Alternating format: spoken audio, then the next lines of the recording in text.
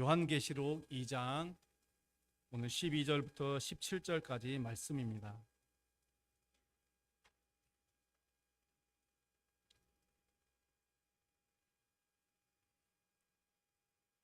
신약성경 400쪽에 있습니다. 요한계시록 2장 12절부터 17절까지 말씀 우리 함께 보겠습니다.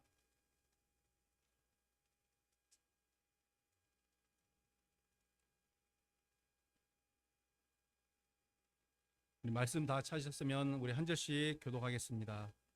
버가모 교회의 사자에게 편지하라. 좌우에 날선 검을 가지신 이가 이르시되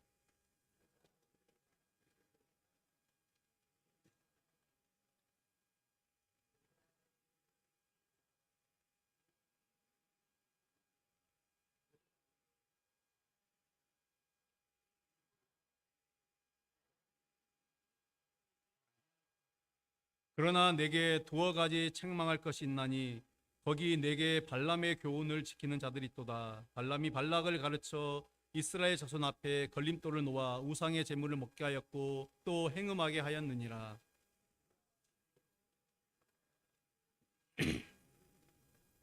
그러므로 회개하라. 그리하지 아니하면 내가 네게 속히 가서 내 입의 검으로 그들과 싸우리라. 귀 있는 자는 성령이 교회들에게 하시는 말씀을 들을지어다. 이기는 그에게는 내가 감추었던 만나를 주고 또 흰 돌을 줄 터인데 그 돌 위에 새 이름을 기록한 것이 있나니 받는 자 밖에는 그 이름을 알 사람이 없느니라. 아멘. 할렐루야. 아멘. 오늘도 주님을 향해 나아가는 우리 성도님들 말씀의 크신 은혜와 능력으로 하나님께서 함께 하시길 바랍니다. 여러분, 맹모 삼천지교라는 말을 다들 아실 것입니다. 이 맹자의 어머니가 맹자의 교육을 위해서 여러 번 이사를 다녔던 것을 이르는 말입니다.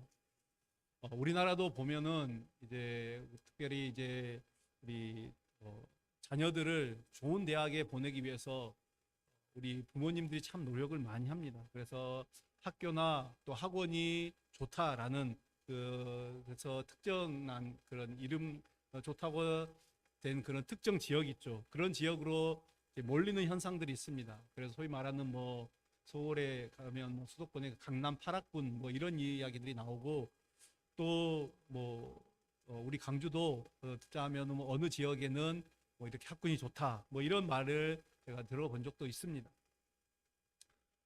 그렇다면은 우리 그리스도인들은 어떤 환경 속에서 살아야 될까요?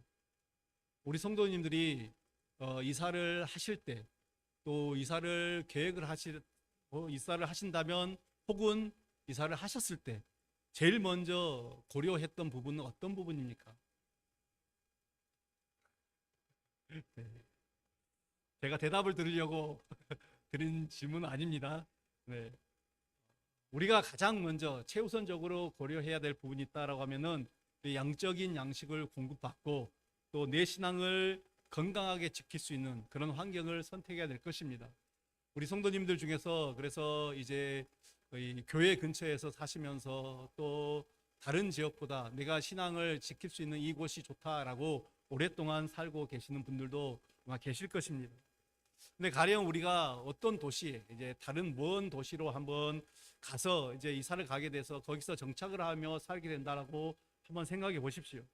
처음에는 이제 주변에 무엇이 있는지를 잘 몰랐습니다. 그래서 살고 있는데 어느 정도 시간이 지나다 보니까 집 가까운 곳에 이단의 교회가 크게 있는 것입니다.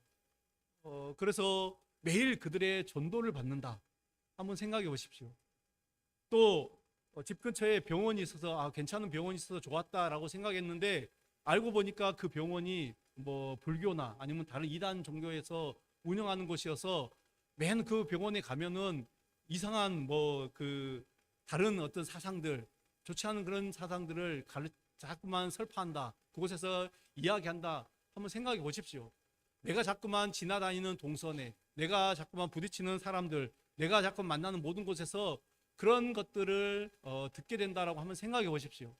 이것이 사실은 별것 아닌 것 같지만은 우리가 그러한 것에 자꾸만 노출이 되고 나면 어떤 식으로든 그것은 영향을 끼치게 되어 있습니다. 영적인 영향을 받게 되어 있다라는 것이죠. 우리 교회 주변에도 사실 이제 보면은 이 점집들이 참 많습니다. 성도님들 보시면 많은데 이 점집들이 그냥 있는 것 같아도 보면은 이 지역에 어떤 영적인 그 영향들을 많이 끼치고 있다라는 것을 우리가 느끼셔야 됩니다.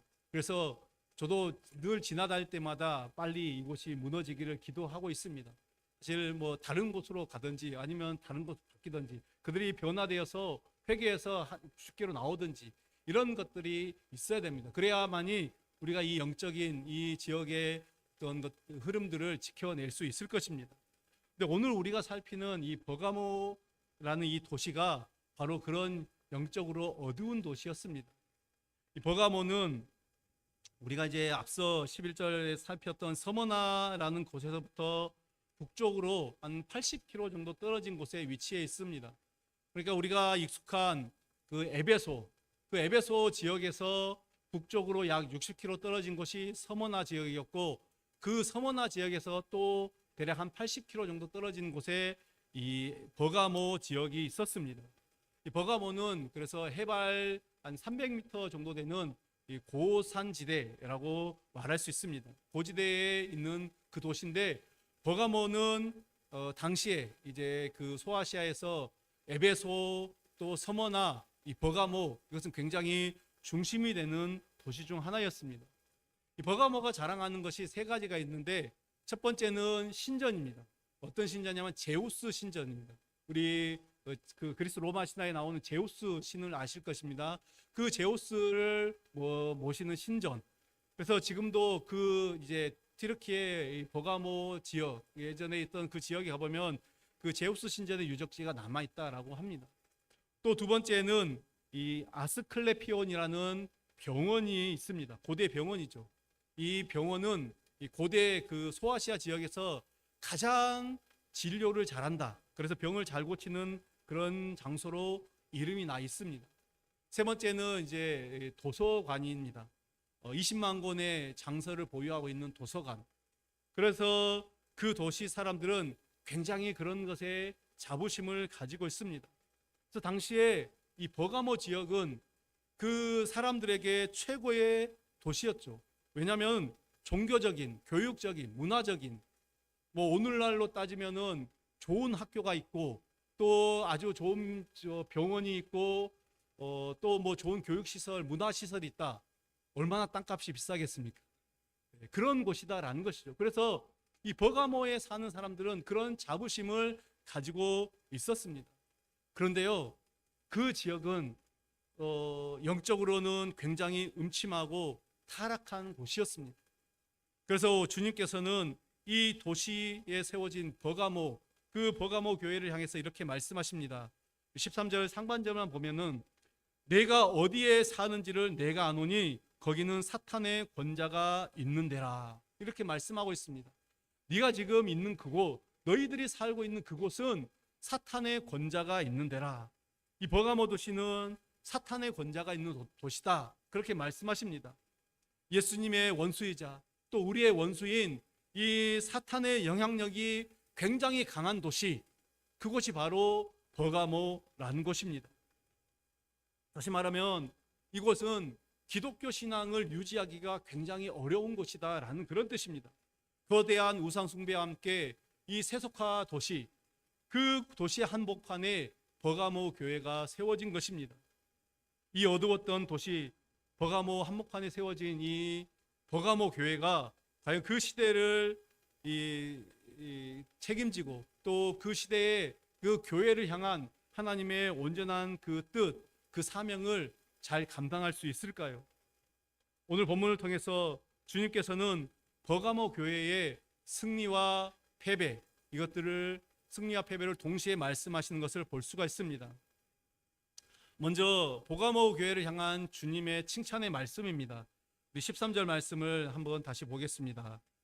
내가 어디서 사는지를 내가 아노니 거기는 사탄의 권자가 있는 데라. 내가 내 이름을 굳게 잡아서 내 충성된 증인 안디바가 너희 가운데 곧 사탄이 사는 곳에서 죽임을 당할 때에도 나를 믿는 믿음을 저버리지 아니하였도다. 아멘. 이 버가모 지역도 앞서 우리가 살폈던 서버나 지역과 마찬가지로 황제 숭배가 성행했던 지역입니다. 그만큼 이 핍박, 교회를 향한 핍박이 강한 곳이 바로 이 버가모 지역이었습니다. 로마가 이 버가모 지역에 있는 이 교회를 없애기 위해서 성도 중에서 가장 신실하고 충성스러운 안디바라는 사람을 죽이는 사건이 있었습니다. 너희들이 예수님을 따르면, 예수님을 믿으면, 신앙을 붙잡고 있으면은 너희들이 이렇게 된다, 이 본보기를 보여주기 위해서 그 증인 안디바를 죽였죠. 교회를 흔들려는 목적으로 그 안디바를 죽였습니다. 하지만 그 모습을 보고 흩어지는 사람은 아무도 없었습니다. 왜냐하면 초대교회 성도들은 그 정도는 이미 감수하고, 지난번에 말씀드렸지만 초대교회 성도들은 죽음을 감수하고 그것을 불사하고 하나님을 믿는 자들이었기 때문에 그것 가지고는 교회를 흔들 수가 없었던 것입니다. 우리 그리스도인들은 이 핍박으로는 하나님의 자녀, 하나님에게서 우리를 떼어놓을 수가 없습니다. 그리스도인들은 핍박으로는 무너지지 않는다라는 거, 우리가 지난번에 말씀드렸지만 사탄은 그것을 몰랐던 것입니다. 오히려 교회는 그런 핍박을 이겨낸 것을 평생의 간증으로 생각합니다. 자랑과 간증으로 생각해서 그것을 오히려 내세우려고 하기 때문에 그런 순간이 오면 오히려 더 믿음을 지키고 핍박을 견디며 이겨낸다라는 것입니다. 버가모 교회를 향한 이 사탄 마귀는 이 로마라는 무서운 칼을 들고 그 교회에서 가장 신앙이 좋다고, 가장 믿음이 좋은, 모두가 다 그렇게 우러러보는 그 안디바를 색출해내어서 모든 성도들이 보는 앞에서 그를 죽였습니다. 그러면서 본때를 보여줬죠. 그렇지만 그럼에도 불구하고 성도들이 흩어지기는커녕 더욱더 믿음이 견고해지는 이것을 보고 예수님은 교회를 칭찬하셨습니다. 그러면서 주님께서는 이 당신이 들고 계시는 좌우의 날선 검을 가지고 이제 그 교회를 지켜주고 계셨습니다. 사단이 그 교회를 무너뜨리고 로마가 또 모든 핍박들이 그 교회를 무너뜨리고 할 때 주님께서는 그 좌우의 날선 검으로 교회를 보호하신 것입니다. 여러분, 주님은 오늘도 이 날선 검, 좌우의 날선 검을 가지고 교회와 주님을 핍박하는 그 사람들을 지키십니다.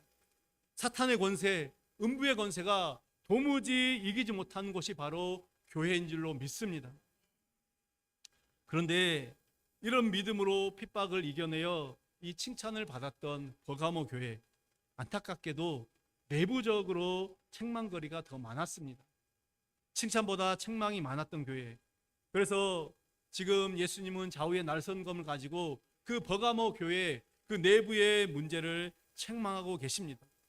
버가모 교회는 외부로부터 오는 그 공격들, 그 모든 문제들은 너무나도 잘 이겨냈는데 지금 내부적인 문제로 인해서 형편없이 무너지고 있는 것을 보게 됩니다. 그들의 문제가 무엇입니까? 계속해서 주님께서 버가모 교회를 책망하신 내용들을 우리가 한번 살펴보겠습니다. 오늘 14절부터 16절까지 말씀을 한번 보십시오. 그러나 내게 두어 가지 책망할 것이 있나니 거기 내게 발람의 교훈을 지키는 자들이 있도다. 발람이 발락을 가르쳐 이스라엘 자손 앞에 걸림돌을 놓아 우상의 제물을 먹게 하였고 또 행음하게 하였느니라. 이와 같이 내게도 니골라 당의 교훈을 지키는 자들이 있도다. 그러므로 회개하라. 그리하지 아니하면 내가 내게 속히 가서 내 입의 검으로 그들과 싸우리라.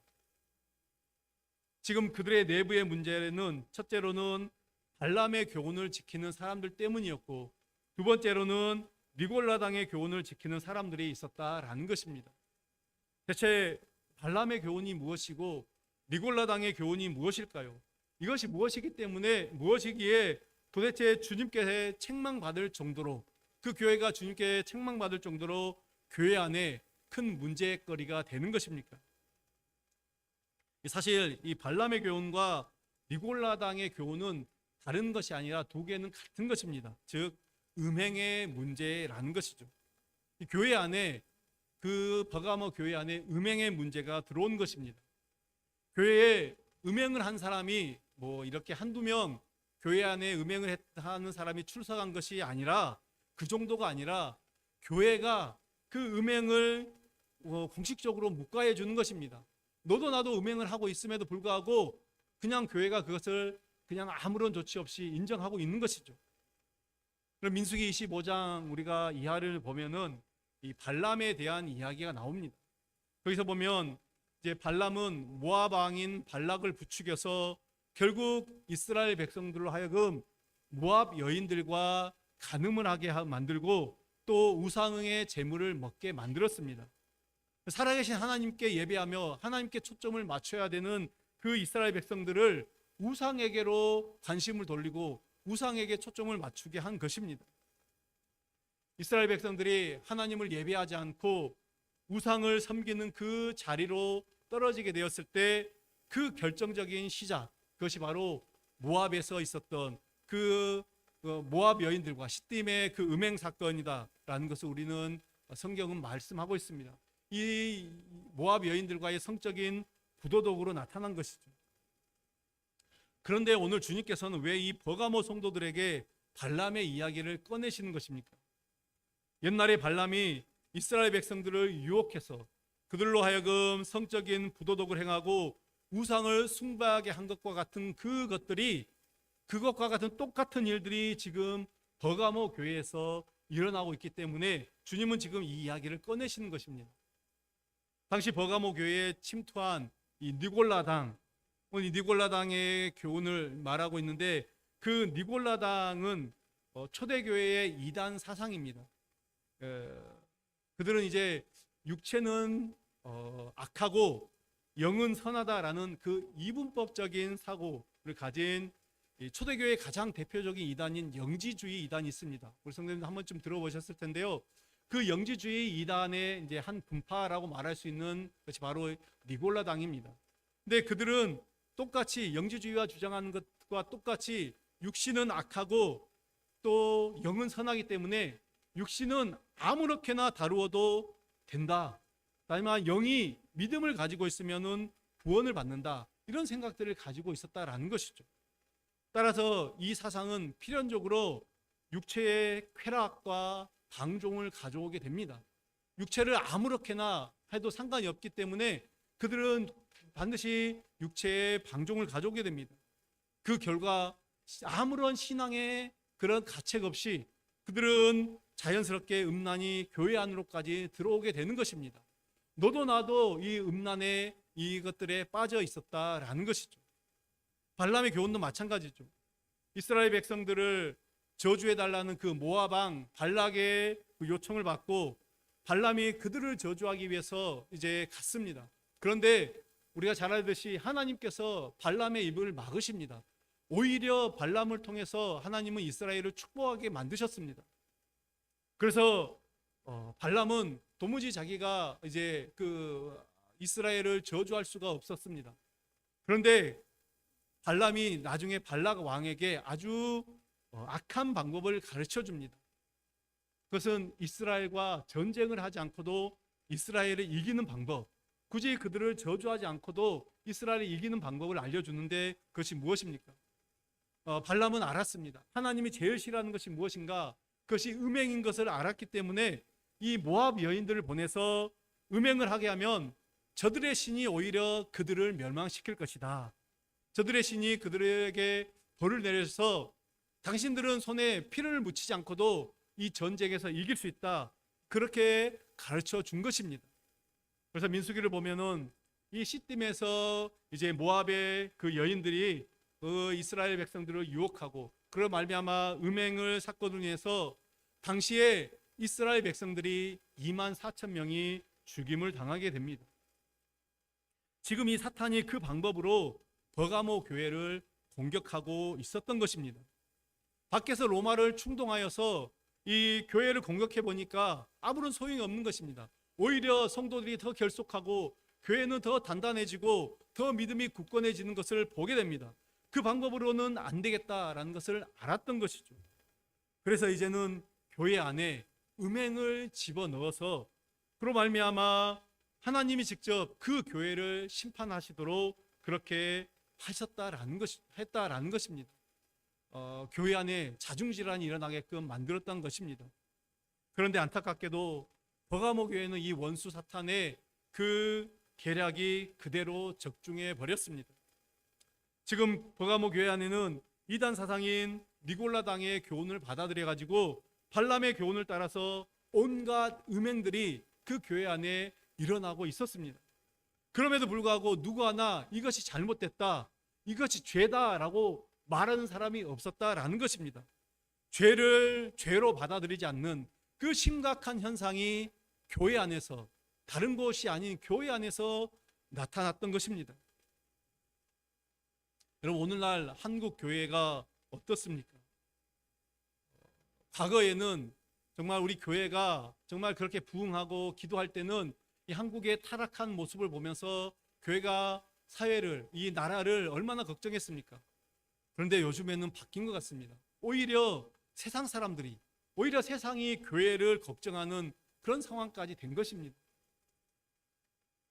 여러분, 우리는 지금 말세를 살고 있습니다. 이 부분에 대해서는 모두가 다 동의하실 것입니다. 그런데 우리 많은 성도들이 이 시대가 말세다라고 생각하는 그 이유가 무엇입니까? 대부분 이 세상의 타락의 그 근거를 두고 있습니다. 전쟁과 테러가 끊이지 않는 이 세상, 온갖 자연재해들이 이제 난무하는 이 세상, 또 끔찍하고 잔혹한 일들이 사람들을 통해서 벌어지는 세상을 보면서 그 타락을 이야기하면서 이제 말세가 되었다라고 그렇게 많이들 이야기합니다. 그런데요, 세상은 늘 그래 왔습니다. 예나 지금이나 세상은 변한 것이 없습니다. 여러분, 성경을 보시면 노아의 때도 그렇고 소돔과 고모라의 때도 세상은 그렇게 악했습니다. 그때도 말세였다라는 것이죠. 말세처럼 보였습니다. 오죽했으면 하나님께서 홍수로 세상을 심판하셨겠습니까? 오죽했으면 하나님께서 그 유황불로 그 소돔과 고모라를 멸망시키셨겠습니까?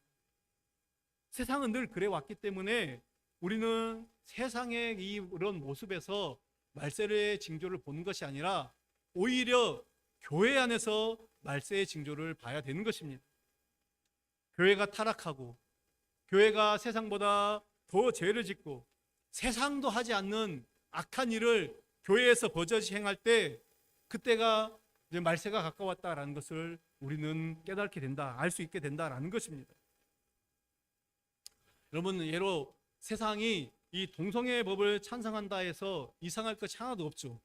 지금 이런 것들이 계속해서 이제 시도가 되고 있습니다. 근데 그런 것이 전혀 이상할 것이 없습니다. 세상에는 그것이 죄다 아니다, 이렇게 그것을 규범하지 않습니다. 따라서 언제든지 반대했다가도 또 문화와 또 시대에 따라서 언제든지 또 그것을 찬성할 수도 있는 게 세상입니다. 세상은 원래 그렇습니다. 정치에 도움이 되면은 찬성하고, 사업에 도움이 되면 친동성애 그 사업을, 정책을 펼치는 게 세상입니다. 그러다가 또 정치에 불리하면은 반대를 하게 되고, 사업에 손해가 오면은 금방 돌아서는 것이 세상의 이치입니다. 그래서 우리나라도 어느 당은 찬성하고 어느 당은 반대한다, 또 국회의원들 중에 어느 누구는 찬성하고 어느 누구는 반대한다, 우리가 그래서 누구를 지지해야 되고 누구를 반대해야 된다, 그렇게 생각하지만 사실은 그것도 의미가 없습니다. 그들도 언제든지 자신의 이익에 따라서, 또 자신의 어떤 정치적인 그 위치에 따라서 자신의 주장들을 바꿀 수가 있기 때문입니다. 그래서 언젠가는 이 당에서 찬성을 했다가 탈당을 해서 다른 반대를 한 당으로 들어가는 그런 사람들도 나오는 것입니다. 세상은 늘 그렇습니다. 그러나 세상이 아닌 교회 안에서 그런 일이 일어난다라고 하면은 그것은 완전히 다른 문제가 되는 것입니다. 하나님의 진리의 말씀은 이 동성애를 분명히 죄로 규정하고 있습니다. 분명히 금지하고 있습니다. 물론 동성애자가 만약에 교회를 온다라고 하면은 우리는 그들을 말씀으로 권면하고 또 그 죄를 이겨낼 수 있도록 여러 가지 면에서 사랑으로, 배려로 그들을 도와줘야 되는 것은 맞습니다. 사람을 변화시켜서 죄에서 떠나게 하는 것, 이것은 교회가 마땅히 감당해야 될 교회의 사명입니다. 여러분, 동성애가 도둑질이나 거짓말 하는 것보다 더 심각한 죄입니까? 헷갈리시나요? 아닙니다. 죄는 그냥 모두 죄일 뿐입니다. 동성애나 거짓말이나 살인이나 다 똑같은 죄입니다. 회개하지 않으면은 결국엔 다 지옥에 떨어질 악한 죄라는 것입니다. 살인을 했더라도 하나님 앞에 회개하고 용서함을 받고 구원을 받은 그 자는 천국에 갈 수가 있습니다. 여러분, 성경이 그것을 분명히 증거하고 있습니다. 그 살인하고 강도한 그 바라바, 여러분, 그가 마지막에 주님께 구원을 받았습니다. 분명히 성경은 그것을 말하고 있습니다. 그런데 왜 교회에서 그토록 동성애를 반대하며 그것을 큰 죄로 취급하고 있습니까? 그 이유를 혹시 아시나요?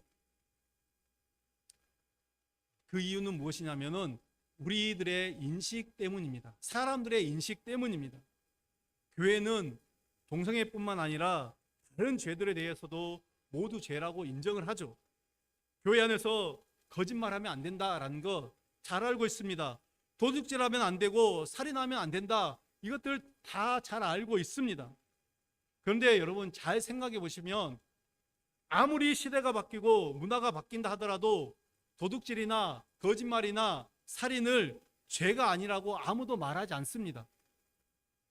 법으로 죄가 아니다. 이제 오늘부터 이제 살인은 죄가 아닙니다. 도둑질은 죄가 아닙니다. 이렇게 법으로 정하지 않는다라는 것이죠. 즉 그것들은 여전히 죄라고 다들 생각을 하고 있습니다. 그런데 동성애 문제만은 더 이상 죄가 아니다라고 그렇게 이제 이야기를 하고 있습니다. 그래서 어떻게 합니까? 이제 이것은 죄가 아니다. 법으로까지 그렇게 만들어서 죄가 아니다. 그렇게 하려고 하는 그런 움직임들이 있습니다. 그것들이 세상에서는 당연히 그런 것이지만은 그것들이 교회 안에서조차, 이제는 교회 안에서조차 동성애를 인정하자라는 그런 말들이 나오고 그런 일들이 버젓이 일어나고 있다라는 것입니다. 그렇기 때문에 우리는 더 이것들을 반대하고 싸워 나가는 것입니다. 우리 기독교는 동성애자들이나 동성애만을 유난히 미워하는 것이 아닙니다. 죄를 미워하는 것이죠. 죄를 미워하는 것입니다. 그래서 동성애뿐만 아니라 성경에서 분명히 살인하지 말라, 살인은 죄라고 말을 했는데 누군가가 이제는 살인이 죄가 아닙니다, 그런 주장을 한다라고 하면은 우리는 그런 주장과도 싸워야 됩니다. 거짓말이 죄라고 분명히 말하는데 누군가가 그것이 죄가 아니다라고 말하면 우리는 그것이 죄라고 그들을 반드시 가르쳐야 되고 그 주장과도 싸워야 된다라는 것입니다. 그런데 교회들이 점점 이 동성애나 이런 것들을 죄로 접근하지 않고 자꾸만 인권으로 접근한다라는 것이죠. 그래서 그것을 받아들이려고 한다라는 것입니다. 그래서 싸워 나가는 것입니다. 조금씩 틈을 주면은 어느새 이제는 걷잡을 수 없는 죄가 교회 안으로 들어오게 되어 있습니다. 우리는 그 틈들을 잘 막아야 됩니다. 우리는 그것들을 이겨내야 된다라는 것이죠. 버가모 교회의 문제를 한번 보십시오. 얼마나 어이가 없습니까? 그 외부의 그 핍박, 사람을 죽이는 그 핍박, 정말 그 공격에는 생명을 걸고 교회를 지켰지만은 내부 문제로 무너지고 있다라는 것이죠. 교회 밖에 있는 사자의 공격에서는 잘 이겨냈다라고 방심하면 그 교회 안에 있는 작은 여우에게 쑥대밭이 되고 마는 것입니다. 우리 사람들은 바위에 걸려서 넘어지는 것이 아니라 작은 돌뿌리에 걸려서 넘어지는 법입니다. 바위돌 피했다고 방심했다가 작은 돌뿌리에 걸려 넘어져서 코가 깨지고 이마가 깨지는 것이 바로 우리들입니다. 목회를 하면서 사람들이 간혹 시험에 넘어지는 것을 본 적이 있습니다. 그런데 희한하게도 보면은 큰 시험에 넘어지는 사람은 없습니다. 예를 들어서 사업이 실패해서 하나님을 떠나고 신앙을 떠나는 사람 본 적이 없고요. 자기가 큰 암에 걸려서, 큰 병에 걸려서 신앙을 저버리는 사람 본 적이 없습니다. 이렇게 큰 시험들은 잘 이겨내는데 작은 시험들을 이기지 못하고 그것에 쉽게 넘어지는 것을 보게 됩니다. 그래서 큰 시험보다 오히려 작은 시험이 더 무섭습니다. 예전에 제가 이제 부목사로 섬겼던 교회에서 있었던 일입니다. 그 교회는 이제 그 임직을 하게 되면 장로, 안수집사, 건지사 이제 이 중직자를 임직을 하게 되면은 어떻게 되냐면은 이 득표수에 따라서 이제 순서가 정해지는 것입니다. 그러니까 뭐 이제 누가 선임이냐 후임이냐 이야기할 때 득표수로 따지는 것입니다. 뭐 교회들마다 조금 다른 것 같습니다. 어떤 교회는 이제 생년월일을 따지는 교회가 있고 또 어떤 교회는 뭐 그냥 간단하게 가나다 순으로 하는 교회들도 있더라고요. 근데 이제 그 교회는 득표수에 따라서 그렇게 이제 정해지는 것이죠. 근데 이제 그 교회에서 이 임직식을 앞두고 어떤 일이 있었냐면 목사님이 이 임직자들을 대상으로 세족식을 진행했습니다. 이제 우리가 이제 섬김의 본을 보이자 그래서 이제 담임 목사님이 이제 장로 임직하신 분들의 발을 씻기고 시무 장로님들이 이제 안수 집사님 되실 분들의 발을 씻기고 권사님들이 이제 권사 되실 분들의 이제 발을 씻기는 그런 세족식이 있습니다. 이제 목사님이 세 분의 이제 장로 임직자들을 이제 세족식을 해야 되는데 목사님이 편의상 이제 맨 좌측에 앉아 계신 분부터 그냥 순서대로 이렇게 세족식을 진행을 했던 것입니다. 근데 공교롭게도 어떻게 자리를 앉았냐면은 이 득표수가 가장 작은 분, 맞아요. 가장 작은 분이 왼쪽에 있었고 가장 득표수를 많이 받은 분이 중간에 있었고 가장 이제 두 번째 득표수를 받은 분이 맨 오른쪽에 있었습니다. 그런데 이제 순서대로 하다 보니까 맨 득표수가 작은 분이 가장 먼저 이제 세족식을 받게 되었습니다. 이제 뭐 세족식은 그렇게 잘 끝났습니다. 이제 문제는 이제 끝나고 터졌죠. 이 가장 득표수를 많이 받은 이제 장로님의 이 부인 원사님이 이제 그날 이제 저녁에 저한테 전화를 하신 것입니다. 그러면서 이제 따지기 시작하셨습니다. 왜 당신 남편이 먼저 받아야 되는데 왜 순서를 지키지 않느냐 그렇게 이야기하는 것입니다. 제가 이제 그 권사님과 통화를 하면서 몇 번이나 죄송하다고 말씀드리고 아마 목사님도 그런 순서까지 미처 생각하지 못했을 것이다. 편의상 왼쪽에 타다 보니까 그렇게 된 것 같다라고 그렇게 이제 설명을 드렸습니다. 제 생각에는 그 정도 이제 좀 설명을 드리면은 이해하고 넘어가실 줄 알았는데 이분은 이제 계속해서 저한테 말씀하시는 게 담임 목사님이 자신들을 못마땅하게 생각하는 것 같다. 그래서 일부러 그런 것 같다. 또 그러면서 이제 지금까지 서운했던 이야기들을 쭉 말씀을 하시는 것입니다. 그래서 제가 그분과 한 2시간 정도 가까이 통화를 했던 것 같습니다. 예. 그때가 토요일로 기억하는데 밤에 퇴근도 하지 못하고 오랫동안 그렇게 통화를 했던 기억이 있습니다. 근데 이제 뭐 이제 그날뿐만 아니라 뭐 그 전으로 뭐 여러 가지 뭐 소원한 것들이 좀 쌓였겠죠. 근데 결국 이들 부부는 얼마 지나지 않아서 교회를 떠나게 되었습니다. 사실 이들 부부가 정말 교회를 잘 섬겼습니다. 얼마나 교회를 잘 섬겼는지 그 분이 이제 이 임직을 받는 분들 중에서 가장 젊은 분이었음에도 불구하고 가장 득표수를 많이 받았습니다. 그만큼 성도들의 사랑을 많이 받은 분이었습니다. 그런데 큰 문제가 되지 않을 것 같은 그것에 그냥 시험에 들고 말았던 것입니다. 여러분, 이처럼 우리들은 바위를 조심해야 될 게 아니라 돌멩이를 조심해야 됩니다. 버가모 교회가 밖으로 로마의 무서운 핍박에도 꿋꿋하게 잘 이겨냈지만은 목숨을 걸고 교회를 지켜냈으면서도 안으로 일어난 작은 문제들을 해결하지 못하고 결국 예수님의 심판의 칼 아래에 놓이게 된 것입니다. 여러분, 진짜 조심하고 진짜 무서워해야 될 것은 밖에 있지 않고 우리 안에 있습니다. 핍박보다 더 무서운 것이 있다면 내 안에 있는 교만입니다. 환난보다 더 무서운 것이 있다면 내 안에 있는 거짓과 음란과 모든 악한 것들, 그것들이 더 무섭다라는 것을 기억하십시오. 밖으로는 세상에 둘도 없는 거룩한 성도요, 또 집사요, 또 권사요, 장로요, 목사이지만 그 속은 죄로 가득하고 그 속은 시험에 들어있고 교만하고 음란하다면 하나님은 그 사람을 버리실 것입니다. 교회 와서는 둘도 없는 거룩한 가정의 모습이지만 집에 가서는 집안에 예수 냄새가 나지 않는 그 가족이다라고 하면, 그런 삶을 산다라면 그 사람은 밖에서 성공할지는 몰라도 안에서는 실패한 사람이다라는 것이죠. 사랑하는 성도님들, 우리들의 겉사람과 속사람은 모두 건강하십니까? 우리의 겉사람은 어떻습니까? 이제 세월이 지나면 어쩔 수 없이 세월에 거스를 수가 없습니다. 이 세월의 힘을 이길 수 있는 사람은 아무도 없습니다. 그래서 우리는 성경의 말씀처럼 우리의 겉사람은 낡아지게 되어 있습니다. 그러나 속사람만은 날이 가고 시간이 갈수록 더 강건해지시길 바랍니다. 여러분, 우리의 신앙생활은 겉사람으로 하는 것이 아니죠. 우리의 신앙생활은 속사람으로 하는 것입니다. 아무리 겉사람이 병들고 힘들고 노년에 있더라도 우리 속사람이 강건하면 그 사람은 하나님이 기뻐 받으시는 인생입니다. 우리의 속사람이 강건하여 우리의 밖에서 오는 큰 시험도 이기고 안에서 부딪혀오는 모든 시험도 잘 이겨내서 정말 굳건한 믿음의 삶을 살아가는 우리 모든 주님의 자녀들 되시기를 간절히 축원합니다. 기도하겠습니다. 하나님 아버지, 귀하신 주님의 은혜와 사랑에 감사를 드립니다.